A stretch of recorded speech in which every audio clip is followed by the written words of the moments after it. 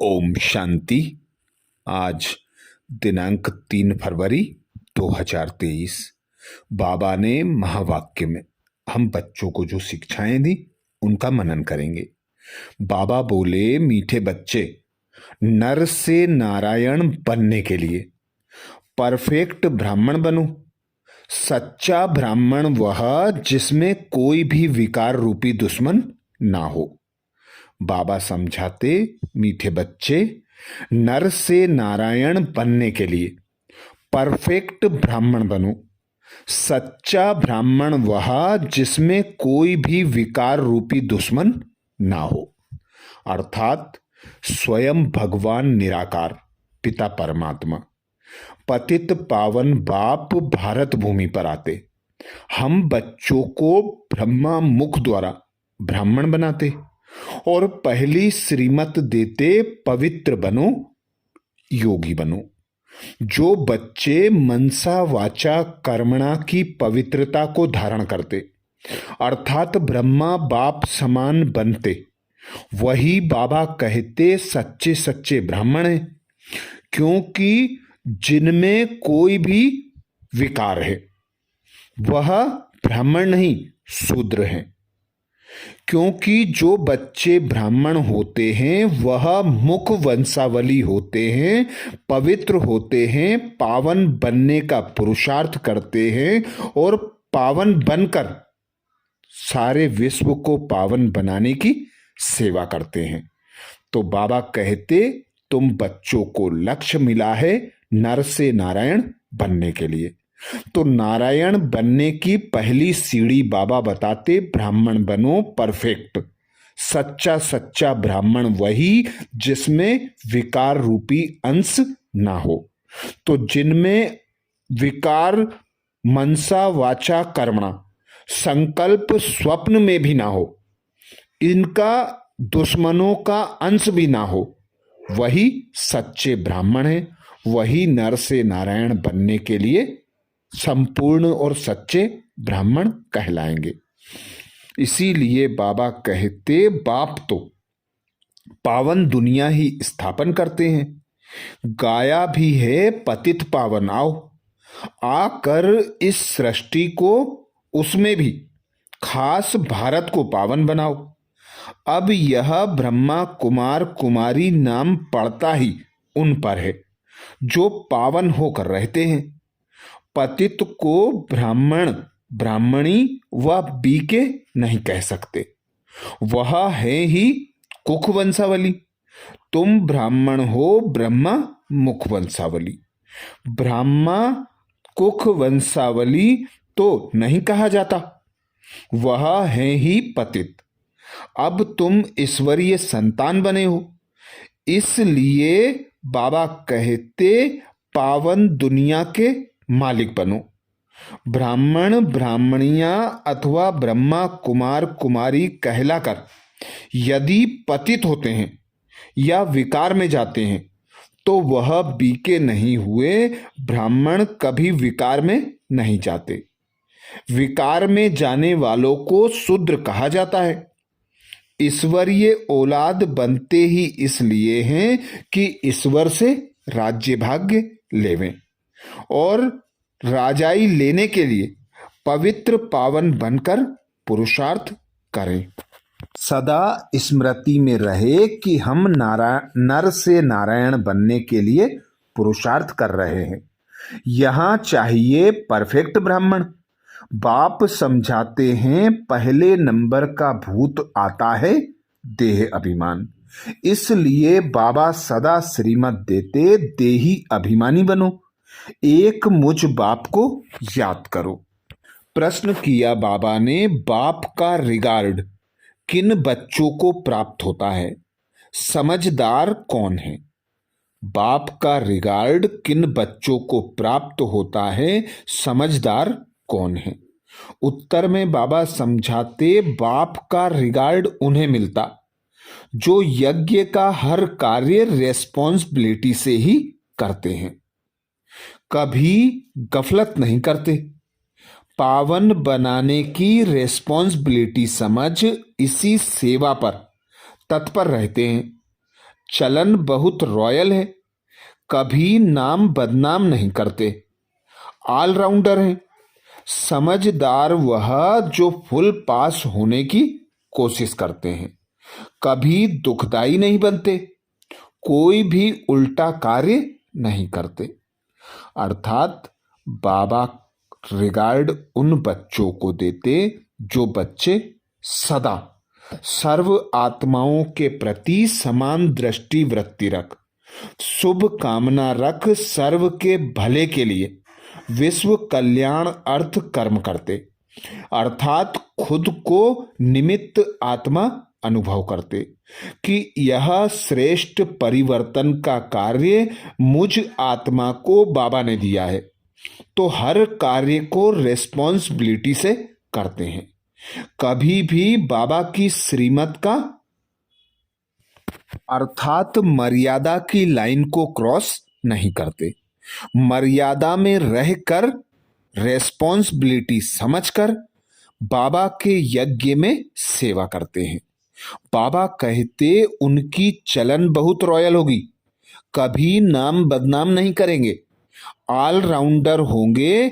बाबा कहते समझदार उन बच्चों को कहा जाता है जो पवित्र पावन बनकर नर से नारायण बनने के लिए पूरा पूरा पुरुषार्थ करें, अर्थात कोशिश करें, कभी भी किसी को दुख ना दें, सुख लें और सुख देते रहें, हमेशा बाबा की श्रीमत अनुसार श्रेष्ठ कर्म करें, उल्टा कोई भी कार्य ना करें।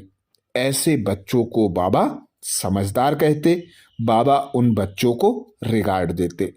गीत सुनाया बाबा ने, आज नहीं तो कल बिखरेंगे यह बादल, आज नहीं तो कल बिखरेंगे यह बादल।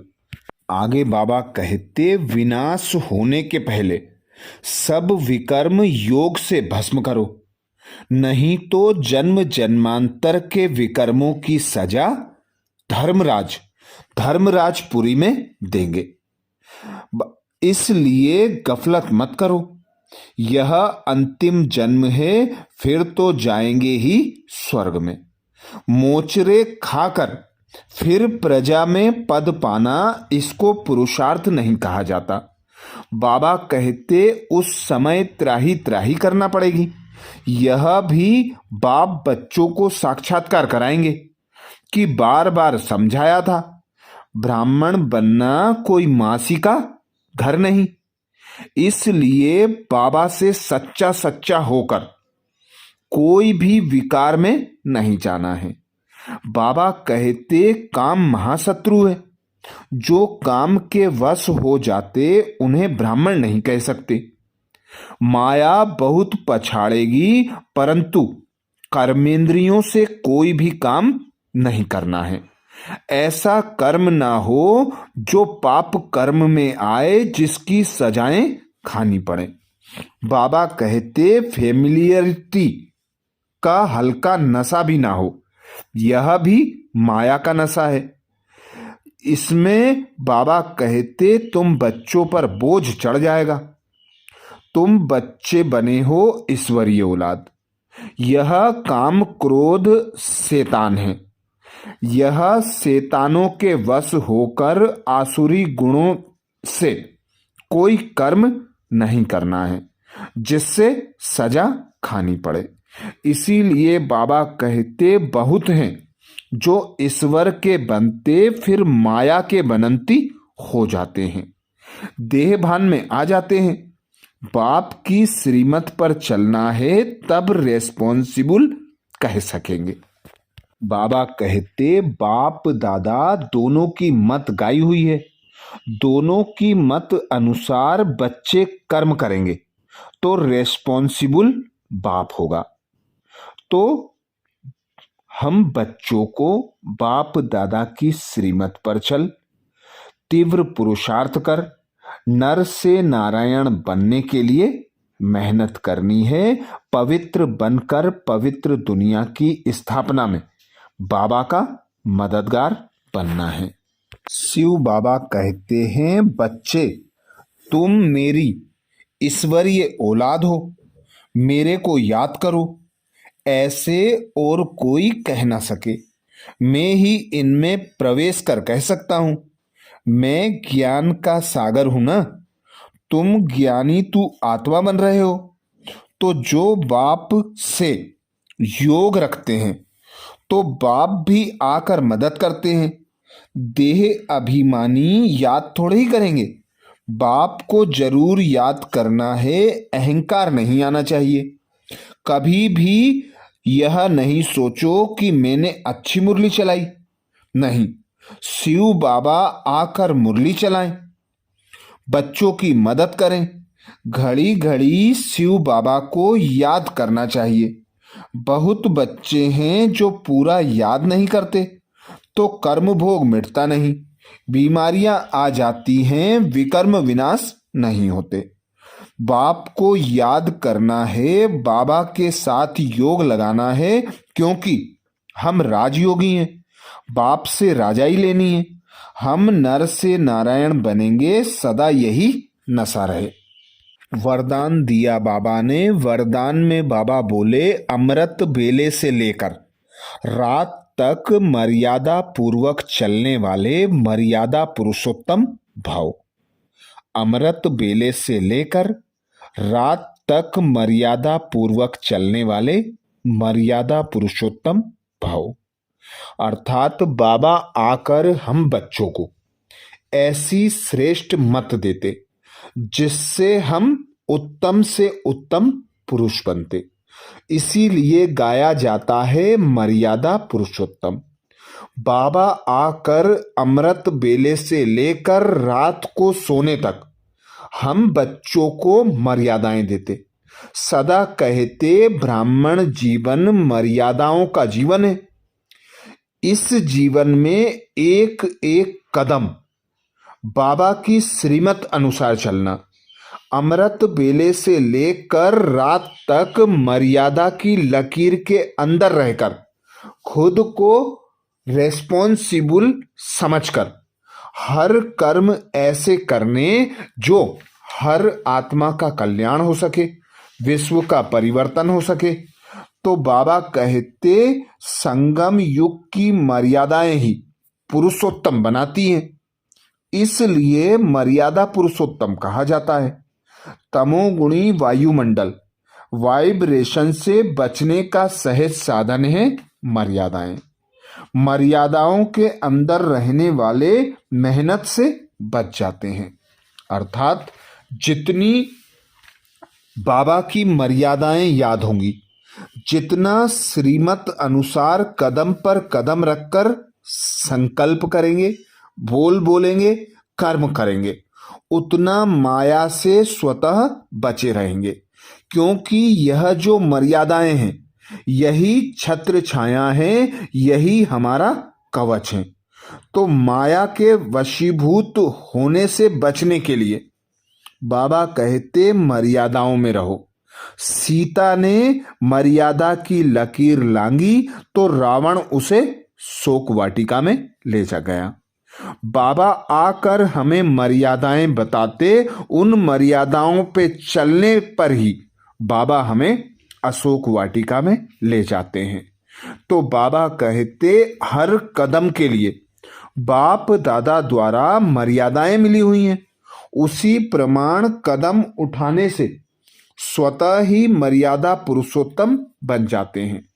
तो अमृत बेले से रात तक मर्यादा पूर्वक जीवन हो, तब कहेंगे पुरुषोत्तम, अर्थात साधारण पुरुषों से उत्तम। स्लोगन में बाबा कहते, जो किसी भी बात में स्वयं को मोल्ड कर लेते हैं वही सर्व की दुआओं के पात्र हैं। जो किसी भी बात में स्वयं को मोल्ड कर लेते हैं वही सर्व की दुआओं के पात्र हैं। अर्थात दुआएं प्राप्त करने का आधार है नम्र चित्त, निर्माण चित्त होकर रहना, हर आत्मा को रिगार्ड देना, सभी के संस्कारों को रिगार्ड देकर उन्हें फिर अपने संस्कारों में ढाल लेना। यही बाबा कहते दुआएं लेने का आधार है। अच्छा, ओम शांति।